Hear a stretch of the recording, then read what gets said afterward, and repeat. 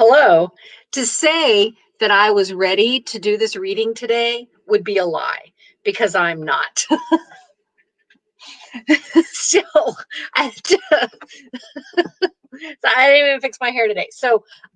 But I'm totally not ready for this today because um, I was right in the middle of doing something and I was like, oh my goodness, I got to go get ready for my reading. And then Amy and I got into a discussion about a charity donation virtual run that I am thinking about organizing for Chit Chatting with Becca. Um, we started bouncing around this idea of doing a charity run virtually and trying to get some of my friends um, that also either run or walk or want to do a 5K or something like that to do that. And so we were bouncing around this idea. And then all of a sudden I was like, oh my God, I got to go get the show started. So here we are. Show has started. So LOL. Uh, we have our giveaway still. We are giving away two of Eudora Welty's books, The Shoebird, that Dr. Helen has so generously donated to the show to give away. We've got our essay questions up. All you got to do is go in and choose one of those essay questions, answer it, send your answers to us to our chit-chatting with Becca at gmail.com. And then we'll choose a couple of random winners. And we've got two of these books to give away, and they would make either a great addition to your library or great Christmas gifts for folks this year. So if you're starting to look around for Christmas gifts, all you got to do is answer a couple of questions or a question. All you have to do is answer a question. So anyway, reading today, I'm going to be reading Eudora Welty's story, short story, The Wide Net. So I'm very excited about that. Helen and I talked about this one and we giggled and giggled and giggled, so it should be good. This is actually quite a long story. Wow.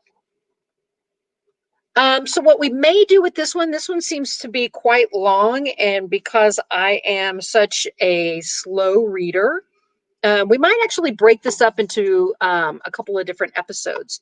So I'm just going to get started reading it, and then as we get through it, if we decide it's a little long, then I'll break it up into a couple of days, and I may come back and read a little bit tomorrow. And you know what? That's what I'll do. I'll read a little bit today because it does look like it's in three sections. So I could read a little bit today, and then I'll read a little bit tomorrow, and then I'll read a little bit on Tuesday, or I'll finish it up on Tuesday. So we'll have 3 days of this one. This is The Wide Net by Eudora Welty. Again, we are looking forward to Dr. Helen's episode in the second week of November. And this week we have Dr. Janet again, but we can talk about that after we finish this. So we'll start with this, and then we will read a little bit more tomorrow, and then we will finish it up on Tuesday. So here we go. The Wide Net by Eudora Welty. William Wallace, Jameson's wife Hazel, was going to have a baby. But this was October, and it was 6 months away, and she acted exactly as though it would be tomorrow. When he came into the room, she would not speak to him, but would look as straight at nothing as she could, with her eyes glowing. If he only touched her, she stuck out her tongue and ran around the table. So one night he went out with two of the boys down the road and stayed out all night. So it sounds like he would come in and would be like, hey, what's up? And she's like, I'm fixing to have this baby. I'm not doing anything. So that's what it sounds like was happening to me. So he's going out with the boys. But that was the worst thing yet, because when he came home, because when he came home in the early morning, Hazel had vanished. He went through the house, not believing his eyes, balancing with both hands out, a yellow cowlick rising on the end, his yellow cowlick rising on the end. And then he turned the kitchen inside out looking for her, but it did no good. Then when he got back to the front room, he saw she had left him a little letter in an envelope. She was doing something behind someone's back. He took out the letter, pushed it open, held it out at a distance from his eyes. After one look, he was scared to read the exact words, and he crushed the whole thing in his hand instantly. But what it had said was that she would not put up with him after that and was going to the river to drown herself. Drown herself. But she was in mortal fear of the water. He ran out front, his face red like the red plums hanging on the bushes there. And down the road, he gave out a loud shout for Virgil Thomas, who was just going in his own house to come out again. He could see the edge of Virgil. He had almost gone in. He had one foot inside the door. They met halfway between the farms under the shade tree. "Haven't you had enough of the night?" asked Virgil. There they were, their pants all covered in dust and dew. They had to carry the third man home flat between them. "I've lost Hazel. She's vanished. She went to drown herself." "Why? That ain't like Hazel," said Virgil. William Wallace reached out and shook him. "You heard me. Don't you know we have to drag the river? Right this minute? You ain't got nothing to do till spring. Let me go set foot in the house and speak to my mother and tell her a story, and I'll come back." "This will take the wide net," said William Wallace. His eyebrows gathered and he was talking to himself. How come Hazel to go and do that way?" asked Virgil as they started out. William Wallace said, "I reckon she got lonesome." They don't argue. That don't argue. Drown herself for getting lonesome. My mother gets lonesome. "Well," said William Wallace, "it argues for Hazel." "How long is it now since you and her was married?" "Why, it's been a year." "It don't seem that long to me." "A year?" "It was this time last year. It seems longer," said William Wallace, breaking a stick off a tree in surprise. They walked along, kicking at the flowers on the road's edge. "I remember the day I seen her first, and that seems like a long time ago. She was coming along the road holding a little frying-sized chicken from her grandma under her arm, and she had it real quiet. I spoke to her with nice manners. We knowed each other's names, being bound to, just didn't know each other to speak to. I says, 'Where are you taking that fryer?' And she says, 'Mind your manners.' 'Mind your manners.'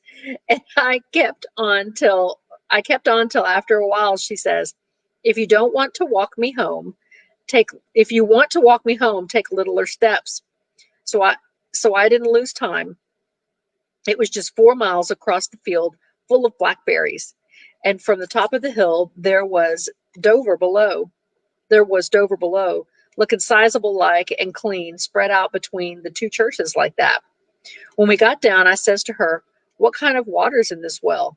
And she says, 'The best water in the world.' So I drew a bucket and took a dipper and drank, and I drank. And she drank, and I drank. I didn't think it was that remarkable, but I didn't tell her." "What happened that night?" asked Virgil. "We ate the chicken," said William Wallace. "It was tender. Of course, that wasn't all they had. The night I was trying their table out, it sure had good things to eat from one end to another. Her mama and papa sat at the head and foot, and we was face to face with each other across it. And I remember a pat of butter between. They had real sweet butter, and a tree drawn down it elegant like. Her mama eats like a man, and I brought her a whole hatful of berries, and she didn't even pass them to her husband. Hazel, she would leap up and take a pitcher of new milk and fill up the glasses.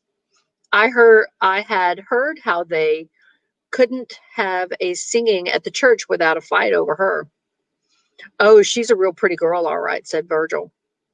It's a pity for the ones like her to grow old and get like their mothers. What the hell? Another thing will be that her mother will get wind of this and come after me, said William Wallace. Her mother will eat you alive, said Virgil. She's just been watching her chance, said William Wallace. Why did I think I could stay out all night? Just something come over you. First, it was just like a carnival at Carthage, and I had let them guess my weight. And after that, it was nice to be sitting on your neck in a ditch singing, prompted Virgil, in the moonlight and playing on the harmonica like you can play. Even if Hazel did sit home knowing I was drunk, that wouldn't kill her, said William Wallace.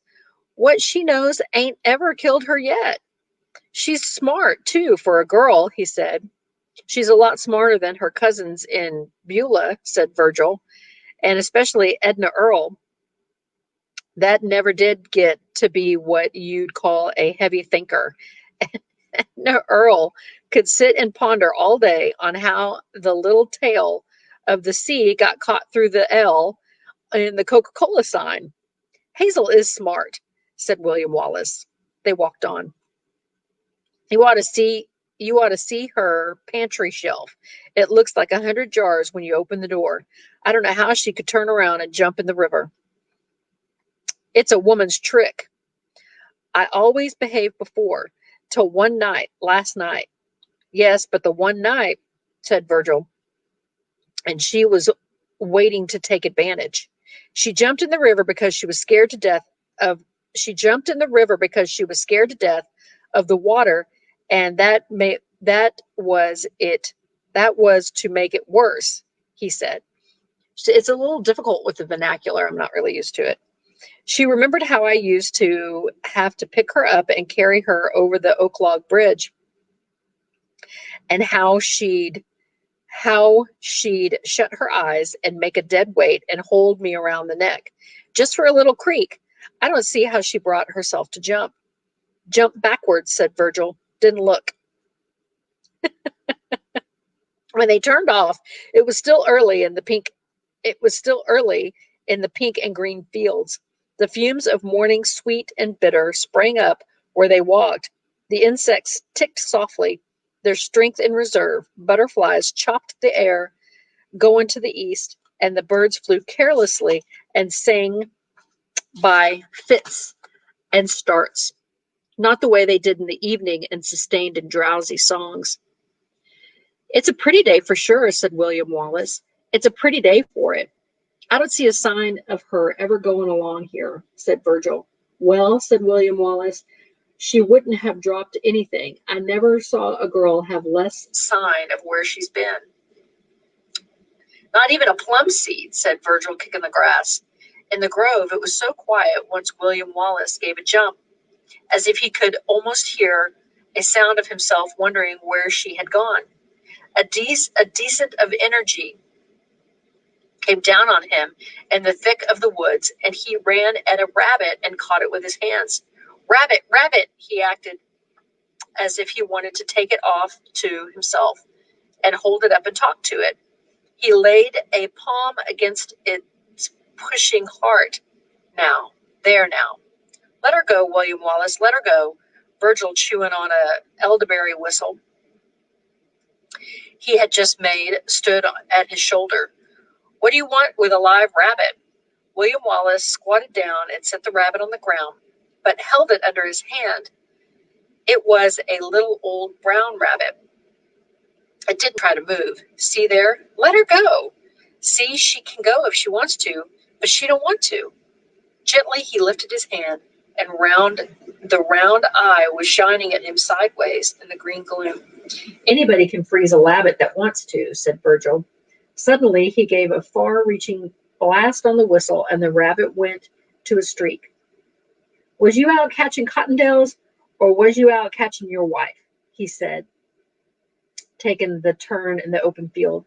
I come along to keep you on track.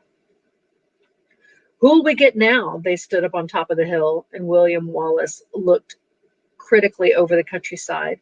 Any of the Malones? I was always scared of the Malones, said Virgil. Too many of them. This is my day with the net. This is my day with the net, and they would have to watch out, said William Wallace. I reckon some Malones and some Doyles will be enough. The 6 Doyles with their dogs, and you and me and 2 little boys is enough with just a few Malones. That ought to be enough, said Virgil, no matter what. I'll I'll bring the Malones and you bring the Doyles, said William Wallace, and they separated at the spring.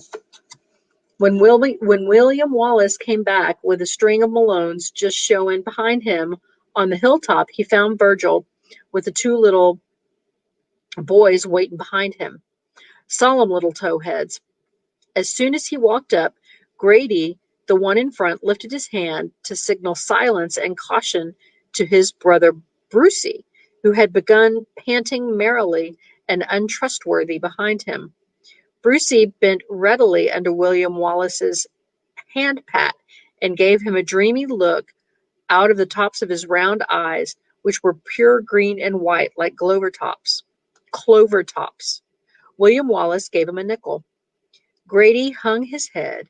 His white hair lay in a little tail at the nape of his neck. Let's let them come, said Virgil. Well, they can come, but if we keep letting everybody come, it's going to be too many, said William Wallace. They'll appreciate it, those little boys, said Virgil. Brucey held up at arm's length a long red thread with a bent pin tied at the end, and a look of helplessness and intense interest gathered at Grady's face like a drawstring. His eyes, one bright with a sty, shone pleadingly under his white bangs, and he snapped his jaw and tried to speak. There Papa was drowned in the Pearl River, said Virgil. There was a shout from the gully. Here come all the Malones, cried William Wallace. I asked 4 of them to come, but the rest of the family invited themselves. Did you ever see a time when they didn't, said Virgil. And yonder from the other direction come the Doyles, with the biscuit crumbs on their cheeks. I bet now it's nothing to do but eat, as their mother said.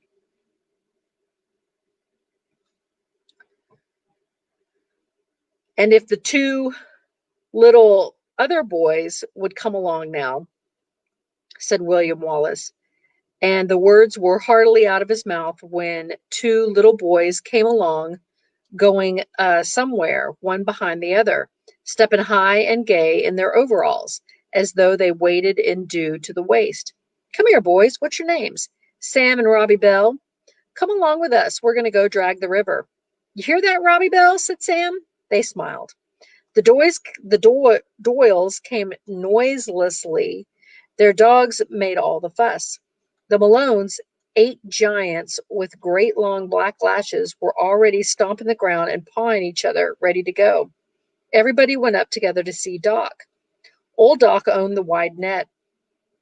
He had a house on the hilltop, on top of the hill, and he sat and looked out from the rocker on the front porch. Climb the hill and come in, he began to intone across the valley. Harvest's over.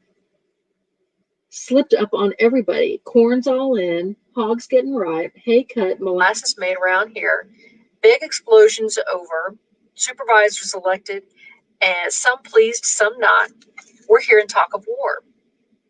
When they got closer, he was saying, Minnie's been saved at Revival. 22 last Sunday, including a Doyle. Ought to count 2.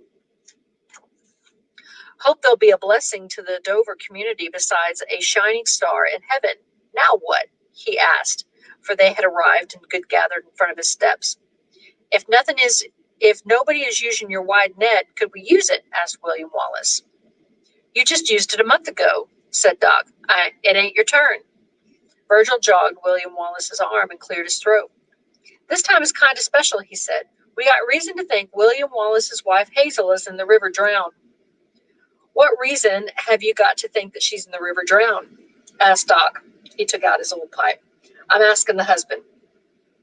Because she's not in the house, said William Wallace.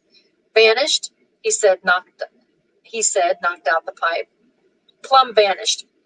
Of course, 1,000 things could have happened to her, said Doc, and he lighted the pipe. Hand him up the letter, William Wallace, said Virgil. We can't wait around till doomsday for the net while Doc sits back thinking. I tore it up right at the first, said William Wallace. But I know it by heart. She said she was going to jump straight in the Pearl River and that I'd be sorry. Where do you come in, Virgil? Asked Doc.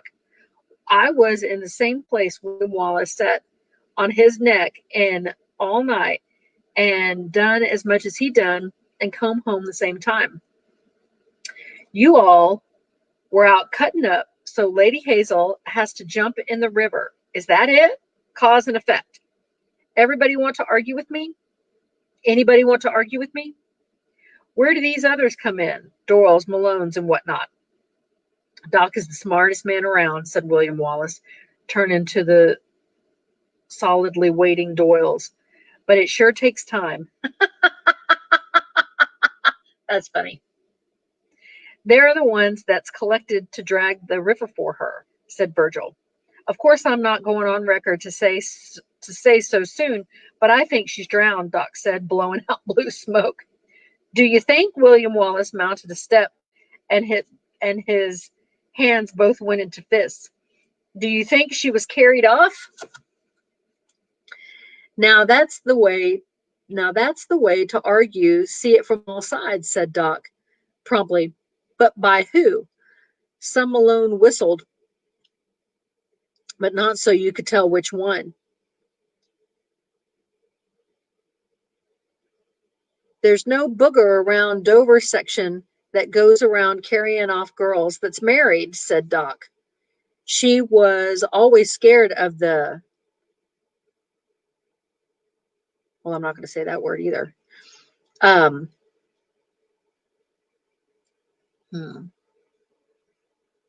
We'll move on. William Wallace turned scarlet.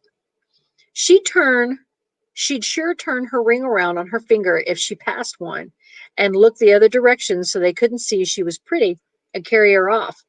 They come in the end of summer. Yes, there are kidnappers since the world began, but was it to be you that would pay the grand ransom? Asked Doc. He pointed his finger. They all laughed then at how clever old Doc was and clapped William Wallace on the back. But that turned into a scuffle and they fell on the ground. Stop it or you can't have the net, said Doc.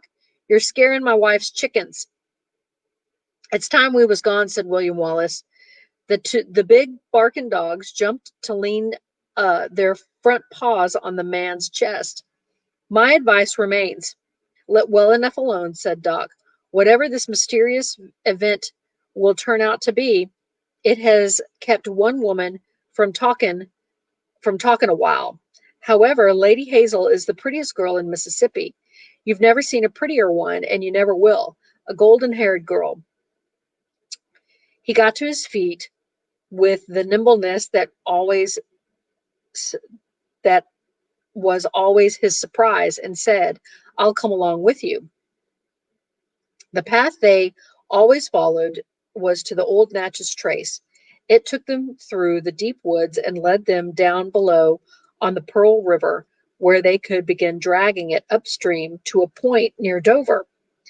They walked in silence around William Wallace, not letting him carry anything, but the net dragged heavily, and the buckets were full of clatter in a place so dim and still. Once they went through the forest of cucumber trees, they came upon a high ridge. Grady and Brucey, who were running ahead all the way, stopped in their tracks. A whistle had blown, and far down and far away, a long freight train was passing. It seemed like a little festival procession, moving with the slowness of ignorance or a dream. From distance to distance, the tiny pink and gray cars like secret boxes. Grady was counting the cars to himself, as if he could certainly see each one clearly, and Brucey watched his lips, hushed and cautious, the way he would watch a bird drinking. Tears suddenly came to Grady's eyes, but it could only be because a tiny man walked along the top of the train, walking and moving on the top of the moving train. They went down again, and soon the smell of the river spread over the woods, cool and secret. Every step they took among the great walls of vines and among the passion flowers stirred up a little life, a little flight. Or walking along in the change in time, said Doc. Any day now the change will come. It'll turn from hot to cold, and we can kill the hog that's ripe and have fresh meat to eat. Come one of these nights, we can wander down here and tree a nice possum. Old Jack Frost will be pinching things up. Old Mr. Winter will be standing in the door. Hickory tree there will be yellow, sweet gum red, hickory yellow, dogwood red, sycamore yellow. He went along, rapping the trees and trunks with his knuckle. Magnolia and live oak never die, remember that. Persimmons will all get fit to eat, and the nuts will be dropping like the rain all through the woods here. And run, little quail, run, for we'll be after you too. They went on, and suddenly the woods opened upon light, and they had reached the river. Everyone stopped but Doc talked on. Everyone stopped, but Doc talked on ahead as though nothing had happened. Only today, he said, today in October sun, it's all gold, sky and tree and water. Everything before it changes looks to be made of gold. Let me get a little drink of water.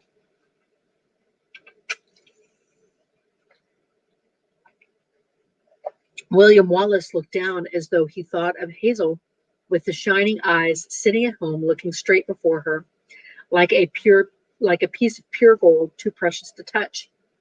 Below them the river was glimmering, narrow, soft, and skin-colored, and slowed nearly to stillness. The shining willow trees hung around them. The net that was being drawn out, so old and so long used, it too like golden, strung and tied with golden threads. Standing still on the bank, all of a sudden William Wallace, on whose words they were waiting, spoke up with a voice of surprise. What is the name of this river? They looked at him as if he were crazy not to know the name of the river he had fished in all his life, but a deep frown was on his forehead, as if he were compelled to wonder what people had come to call this river, or to think there was a mystery in the name of the river they all knew so well. The same as if it were some great far torrent of waves that dashed through the mountains somewhere, and almost as if it were a river in some dream, for they could not give him the name of that. Everybody knows Pearl River is named Pearl River, said Doc. A bird note suddenly bold was like a stone thrown into the water to sound it. It's deep here, said Virgil, and jogged William Wallace. Remember? William Wallace stood looking down at the river as if it were still a mystery to him.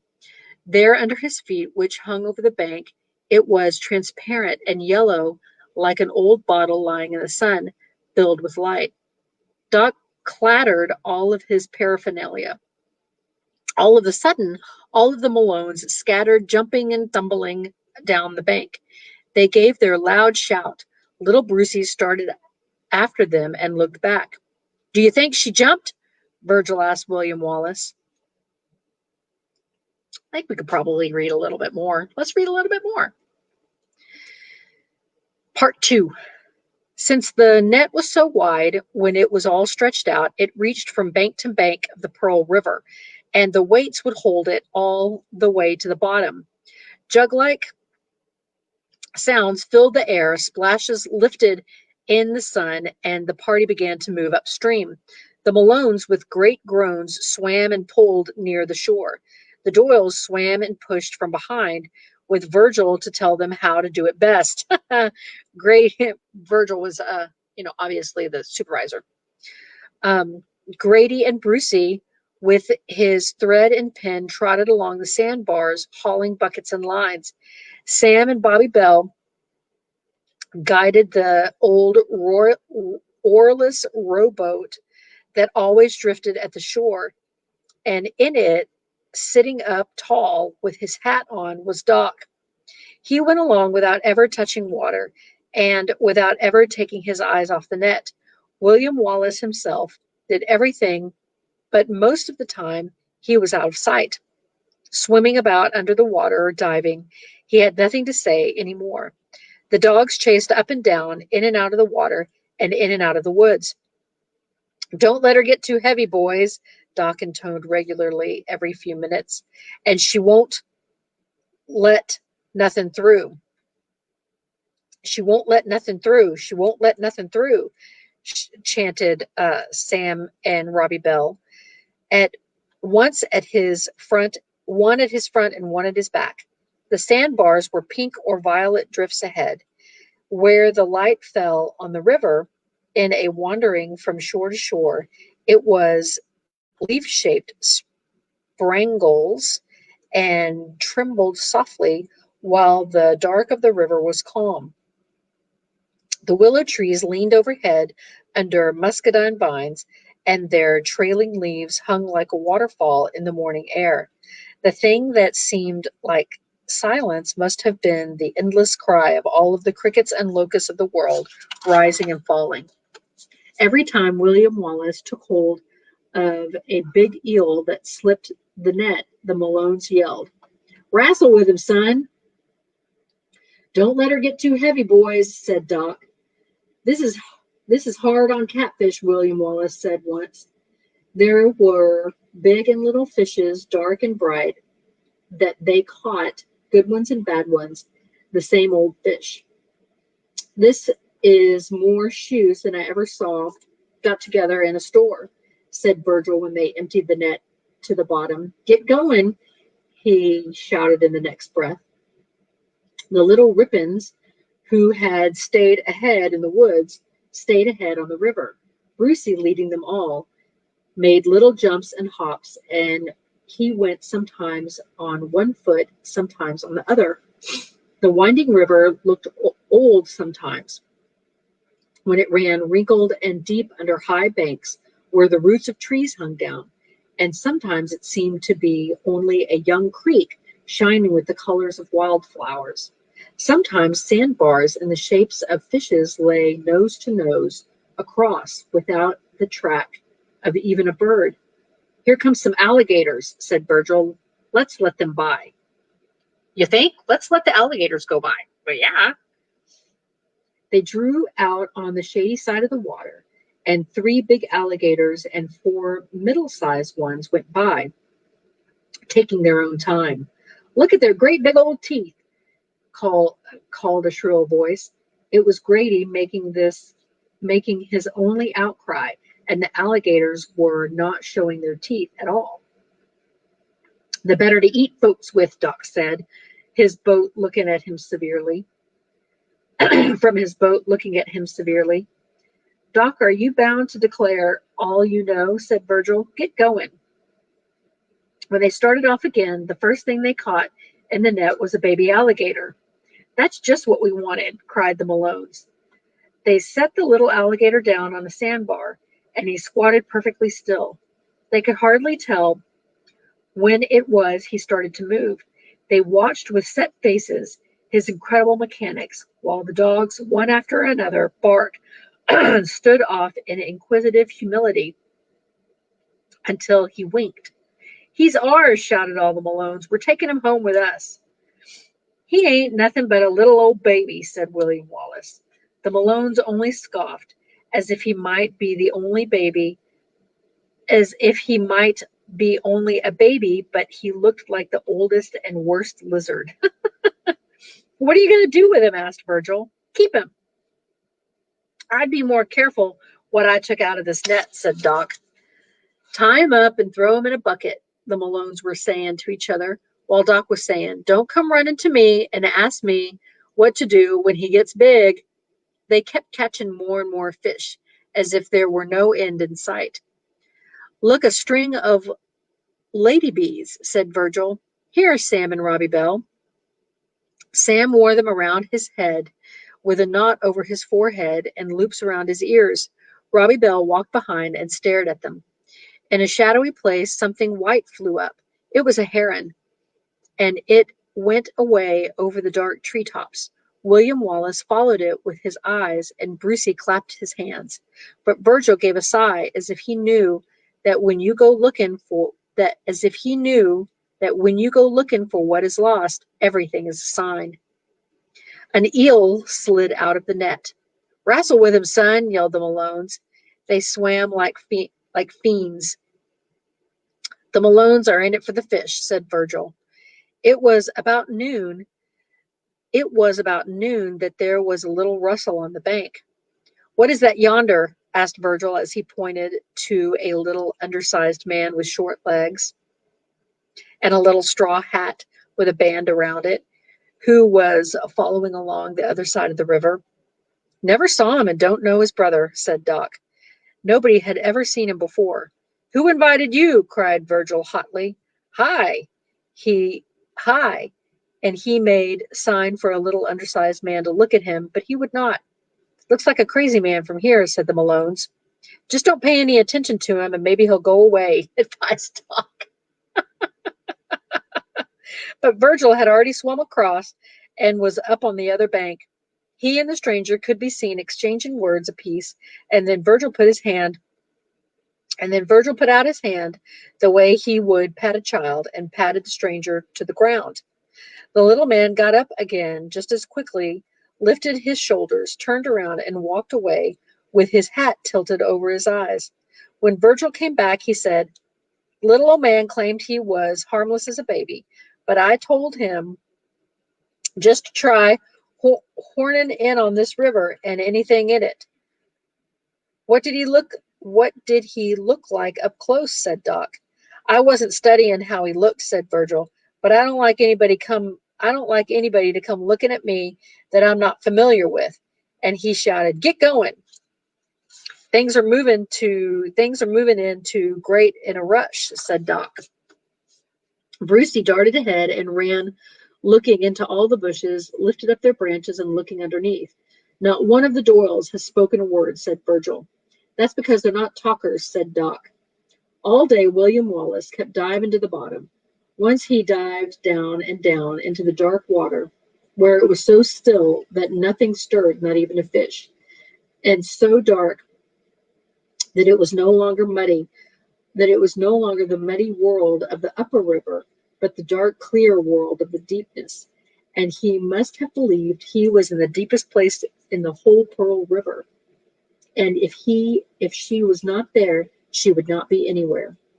He had gone such a long time that the others stared hard at the surface of the water, through which the bubbles came from below. So far down and alone, had he found Hazel? Had he suspected down there, like some secret, the true trouble that Hazel had fallen into, about which words in a letter could not speak? How? Who knew? She had been filled to the brim with that elation that they all remembered, like her own secret, the elation that comes from great hopes and changes, sometimes simply of the harvest time, that comes with a little course of its own, like a tune to run in the head. And there was nothing she could do about it. They knew. And so it had turned into this.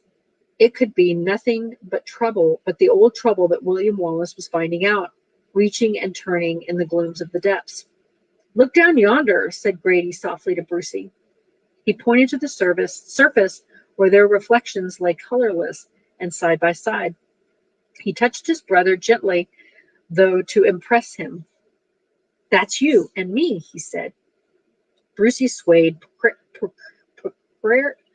precariously, that's such a hard word to say, precariously over the edge, and Grady caught him by the seat of his overalls. Brucey looked, but showed no recognition, Instead, he backed away and seemed all at once unconcerned and spiritless, and pressed the nickel William Wallace had given him into his palm, rubbing it into his skin. Grady's inflamed eyes rested on the brown water. Without warning, he saw something. Perhaps the image in the river seemed to be his father, the drowned man, with arms open, eyes open, mouth open. Grady stared and blinked. Again, something wrinkled up his face. And when William Wallace came up, it was in an agony from submersion, which seemed an agony of the blood and the very heart. So woeful he looked.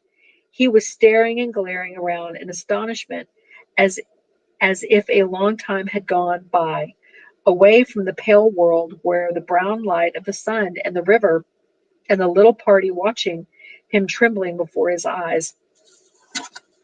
"What did you bring up?" somebody called. Was it Virgil? One of his hands was holding fast to a little green ribbon of a plant, root and all. He was surprised and let it go. It was afternoon. The trees spread softly and the clouds hung wet and tinted. A buzzard turned a few slow wheels in the sky and drifted upwards. The dogs promenaded the banks.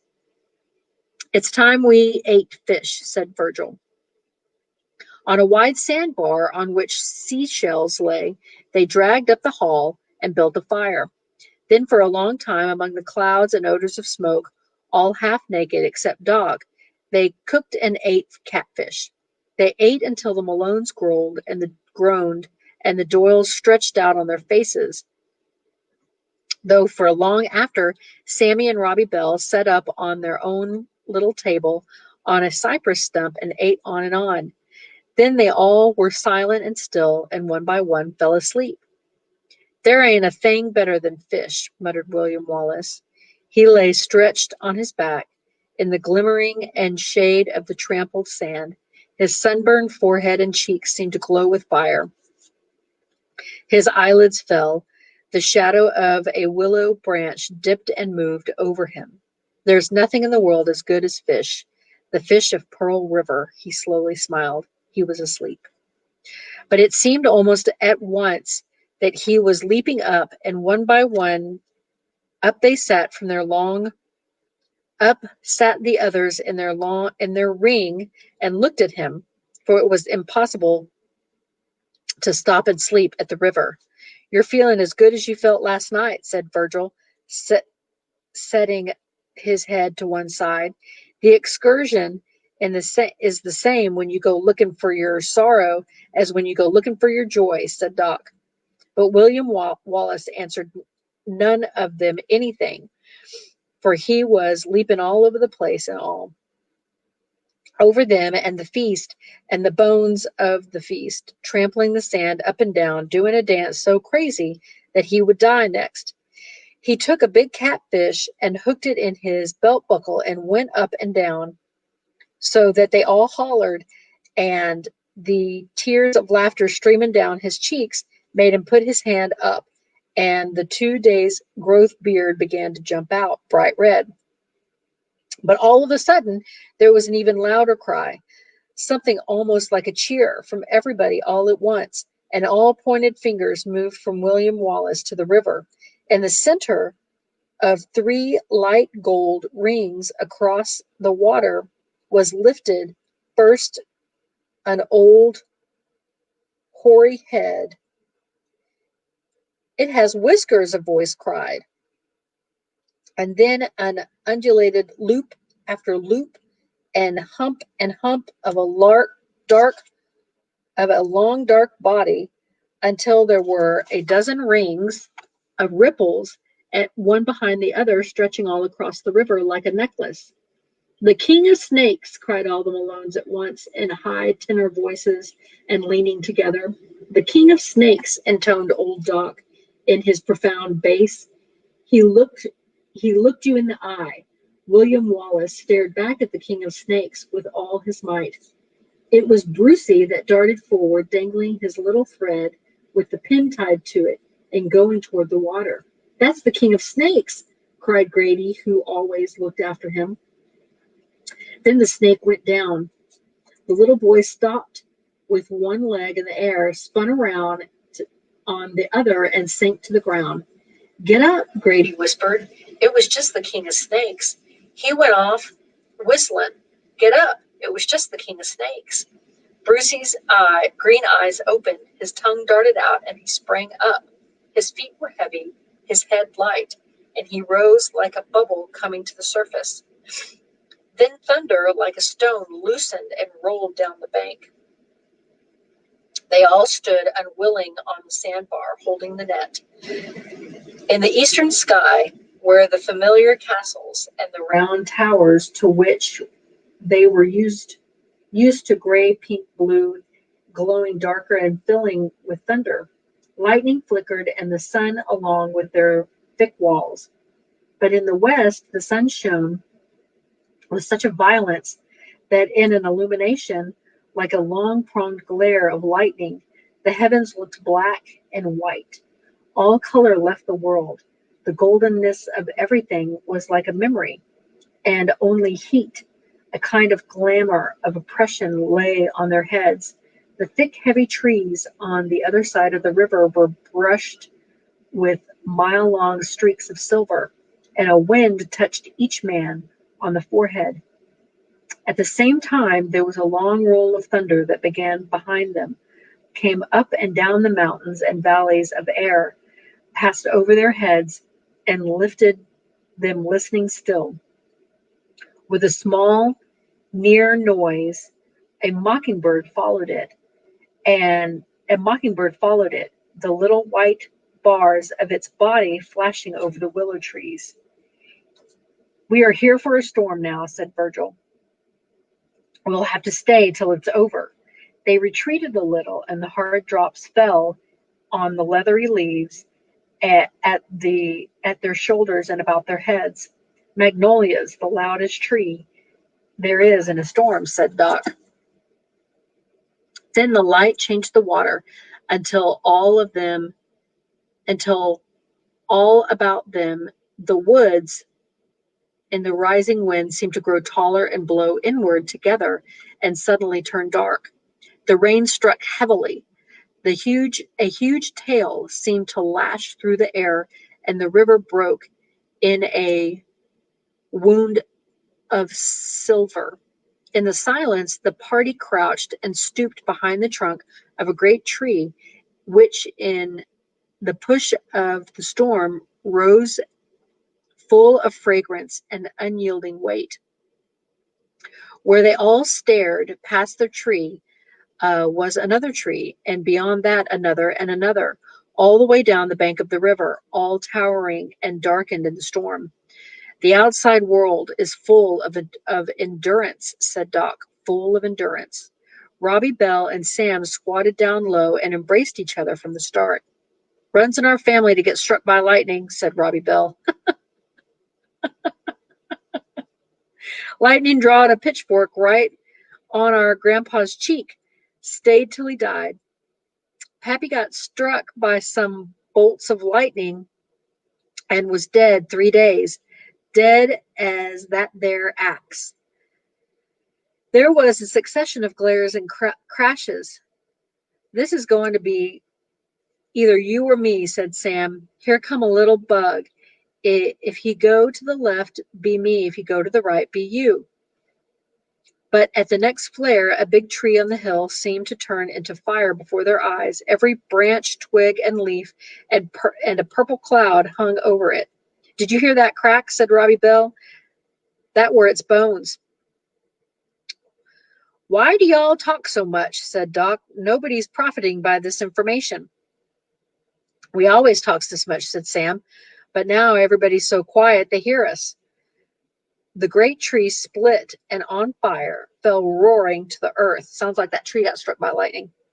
Just as its moment of falling, a tree like it on the opposite bank split wide open and fell into two parts. This sounds like a heck of a storm.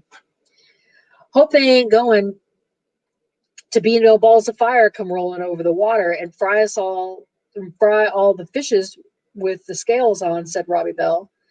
The water in the river had turned purple and was filled with sudden currents of whirlpools.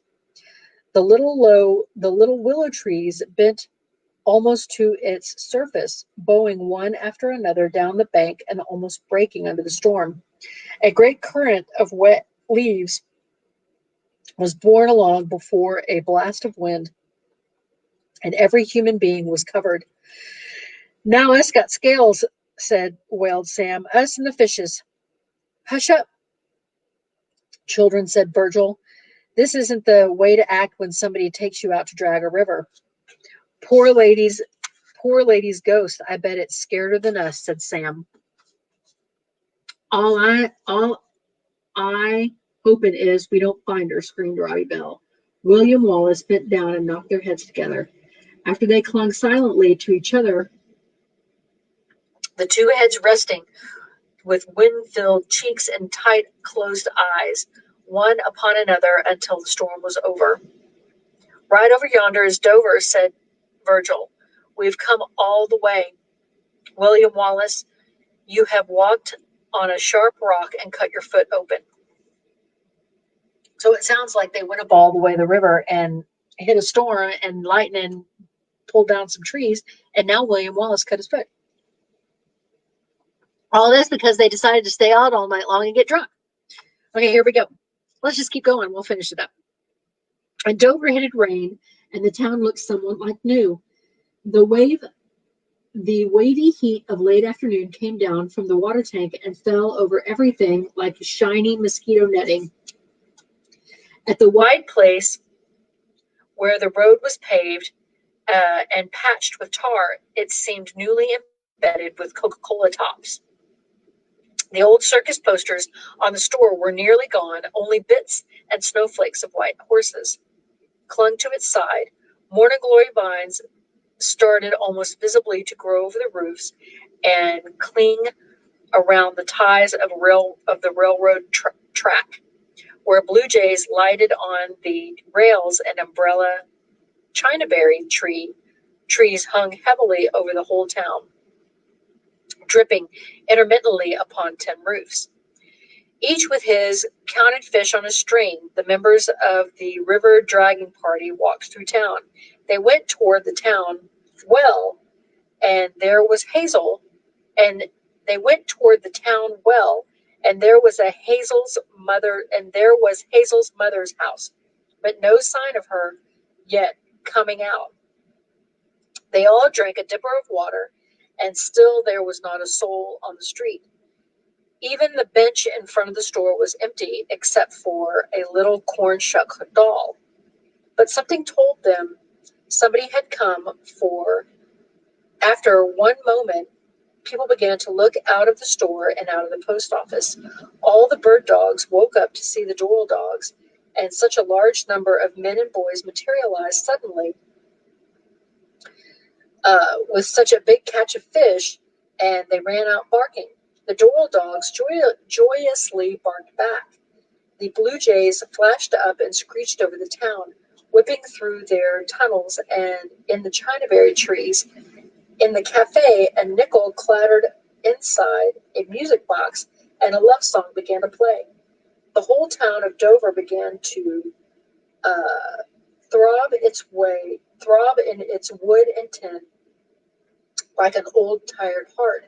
When the men walked through once more, coming around again and going down the street carrying the fish, so drenched, exhausted, and muddy that no one could help but admire them, William Wallace walked through the town as though he did not see anybody or hear anything, yet he carried his great string of fish held high where it could be seen by all.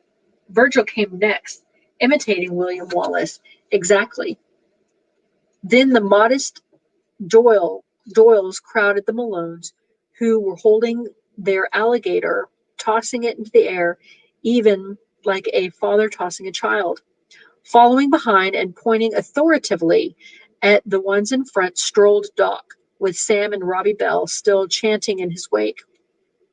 In and out of the whole little line, Grady and Brucey jerked about. Grady, with his head ducked and stiff as a rod, walked with a springy limp. that made him look forever angry and unapproachable. Under his breath, he was whispering, "Sty, Sty, get out of my eye and get on somebody passing by." He traveled on with narrowed shoulders and kept his eye un- unerringly upon his brother, weary and at the same time proud, as though he held a flying June bug on a string. Brucey, making a twanging noise with his lips, had shot forth again, and he was darting rapidly everywhere at once, delighted and tantalized, running in circles around William Wallace, pointing to his fish. A frown of pleasure, like the print of a bird's foot, was stamped between his faint brows, and he trotted in some unknown realm of delight. "Did you ever see so many fish?" said the people of Dover. "How much are your fish, mister? Would you sell your fish? Is all that fish in Pearl River? How much you sell 'em for, everybody's?" "Take 'em free," said William Wallace, suddenly and loud. The Malones were upon him and shouting, but it was too late. "I don't want no more of them. I want my wife," he yelled, just at that moment when Hazel's mother walked out her front door. "You can't head her mother off," said Virgil. "Here she comes in full bloom." "What have you done with my child?" Hazel's mother shouted. But William Wallace turned his back on her, and that was all, and on everybody for that matter, and that was the breaking up of the party. Just as the sun went down, Doc climbed his back steps, sat in his chair on his porch where he sat in the evenings and lighted his pipe. William Wallace hung out the net and came back, and Virgil was waiting for him so they could say good evening to Doc. "All in all," said Doc, when they came up, "I've never been on a better river dragon or seen better behavior. If it took catching catfish to move the Rock of Gibraltar, I believe this outfit could have moved it." "Well, we didn't catch Hazel," said Virgil. "What'd you say?" said Doc. "He don't really pay attention," said Virgil. I said, "We didn't catch Hazel." "Who says Hazel was to be caught?" said Doc. "She wasn't in there. Girls don't like that. Girls don't like the water. Remember that? Girls don't just haul off and go jumping in the river to get back at their husbands. They got other ways. Did you ever think did you ever think she was in there?" asked William Wallace the whole time. "Nary once," said Doc. "He's just smart," said Virgil, putting his hand on William Wallace's arm. "It's only because we didn't find her that he wasn't looking for her." "I'm beholden to you for the net anyway," said William Wallace. "You're welcome to borrow it again," said Doc. Borrow it again. That's funny the way it said, borrow it. On the way home, Virgil kept saying, calm down, William Wallace. If he wasn't such an old skinny man, I'd have wrung his neck for him," said William Wallace. "He had no business coming." "He's too big for his britches," said Virgil. "Don't nobody know anything. And just because it's his net, why does it have to be his net? If it wasn't for being polite to old men, I'd have skinned him alive," said William Wallace. "I guess he don't really know nothing about wives at all. His wife's so deaf," said Virgil. "He don't know Hazel," said William Wallace. "I'm the only man alive knows Hazel. She would jump in that river or not. And I say she would. She jumped in because she's sitting on the back of my neck in a ditch singing. And that's just what she ought to done. Doc ain't got no right to say one word about it." Calm down, William Wallace," said Virgil. "If it had been you that talked like that, I'd have broke every bone in your body," said William Wallace. "Just let you talk like that. You're my age and size." Sounds like poor little William Wallace is getting a little upset. "But it ain't going to talk like that," said Virgil. "What I have done the whole time but keep this river dragon going straight and running even with no hitches. You couldn't have drugged the river a foot without me." "What are you talking about? Without who?" cried William Wallace. This wasn't your river dragon. It wasn't your wife.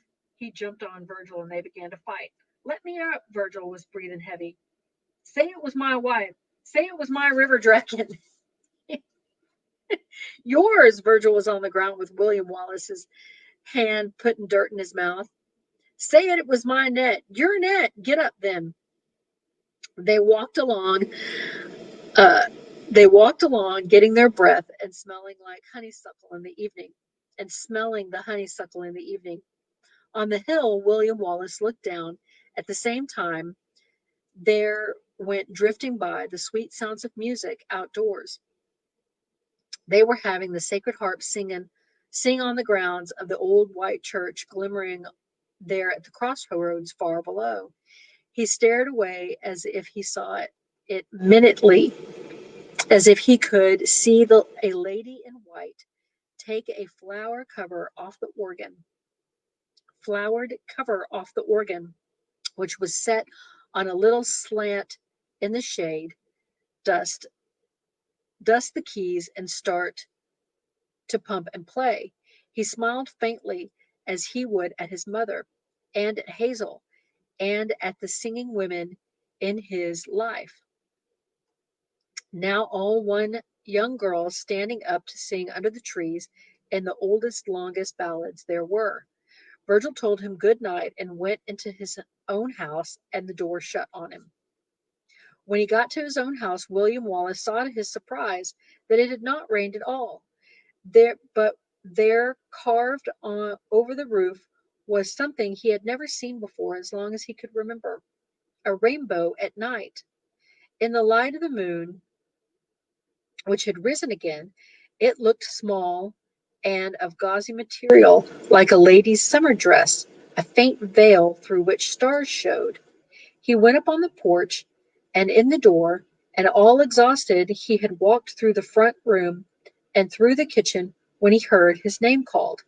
After a moment, he smiled, as if no matter what he might have hoped for in his wildest heart, it was better than that to hear his name called out in the house.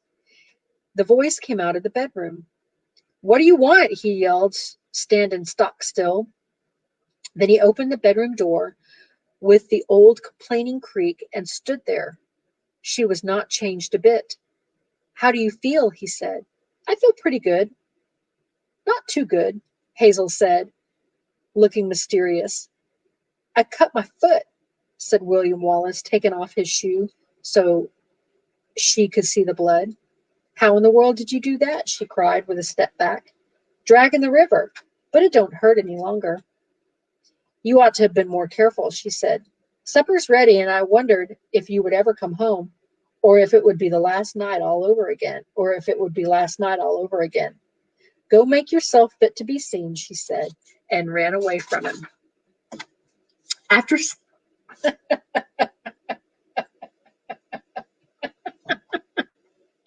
after supper, they sat on the front steps a while. Where were you this morning when I came in? Asked William Wallace when they were ready to go in the house. I was hiding, she said. I was still writing on the letter, and then I tore it up. And then you tore it up. Did you watch me when I was reading it? Yes. And you could have put out your hand and touched me. I was so close. But he bit his lip and gave her a little tap and slap and turned her up and spanked her. Do you think you'll do it again? He asked. I'll tell my mother on you for this. Will you do it again? No, she cried. Then pick yourself up off my knee. It was just as if he had chased her up and captured her again. She lay smiling in the crook of his arm. It was the same as the other chase in the end. I'll do it again if I get ready, she said. Next time will be different too. Then she was ready to go in and rose up and looked out from the top step across the yard where the china tree was and beyond into the dark fields where the lightning bugs flickered away. He climbed to his feet and stood beside her, with a frown on his face, trying to look where she looked. But after a few minutes, she took him by the hand and led him to the house, smiling. as if she were smiling down on him.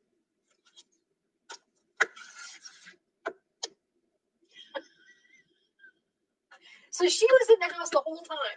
So he went out and partied with his buddies all night long and didn't come home. And she was mad. So she hid and told and wrote a letter telling him that she had drowned herself in the river. And all along she was at home after he went with a hangover and had to go drag the river all day long looking for her. Oh my gosh. What a great story. I hope that y'all enjoyed that story. It was pretty funny. The vernacular is a little hard for me to read, but I hope you enjoyed it. It's a lot of fun. Eudora Welty is a lot of fun to read. So again, if you haven't picked up a copy of her collected stories, I would pop over to your local library and see if they've got a copy of it and read a few of her stories to get ready for Dr. Helen's next episode, which should, be a lot of fun. So anyway, I hope you all had a good time reading that story. He did have to learn his lesson, Dr. Helen. You are correct. He did have to learn his lesson. He did. He sure did. Sure enough did. So that's it for today. I hope that y'all enjoyed it. I had a really great time reading it. Next Saturday, we'll have Dr. Janet on again. We're going to be doing a show again with her on how crazy this October has been and what in the good Lord world we're going to end up seeing next with everything that's going on. So we'll have a good time with her. And don't forget that we do have our giveaway of our couple of books. So pop on to the Chit Chatting with Becca page and check it out. And we'll talk to y'all later. So happy chit chatting, y'all.